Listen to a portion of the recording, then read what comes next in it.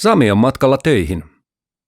Hän tietää, että tuulivoimaloissa ja laivoissa käytetään Teknoman kustannuksia ja ympäristöä säästäviä sivuvirtasuodattimia, paikallaan liitettäviä akselitiivistejärjestelmiä ja tärinän vaimennusta.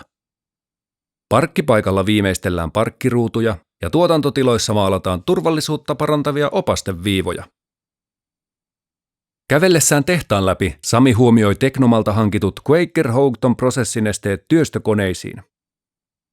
Vivex-keskusjärjestelmän ansiosta työstökoneiden käyttöaste ja henkilöstön työviihtyvyys ovat parantuneet. Sähkökaappiin asennetaan emitteriä suojaamaan elektroniikkaa hapettumiselta. Oho!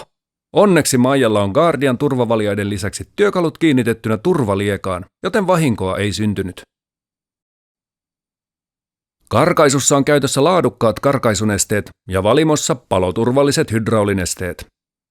C.C. Jensen sivuvirtasuodattimien avulla kappaleista tulee puhtaampia ja öljyn vaihtoväliä voidaan pidentää. Maalaamon ohi kävellessään Sami näkee, kuinka jätevettä käsitellään saostuslaitteiston avulla, jolloin säästetään kustannuksia ja ympäristöä.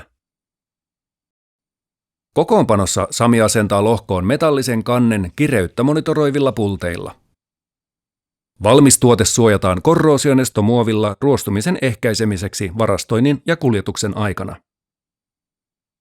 Seuraavaksi Samilla on etäpalaveri Teknoman Leifin kanssa. Samille kerrotaan Teknoman olevan teknisen alan maahantuontiyritys, joka edustaa kansainvälisten yritysten korkealaatuisia tuotteita. Näiden tuotteiden ja asiantuntevan palvelun avulla Teknoma auttaa asiakkaitaan kehittämään liiketoimintaansa kilpailukykyisemmäksi vastuullisella ja kestävällä tavalla.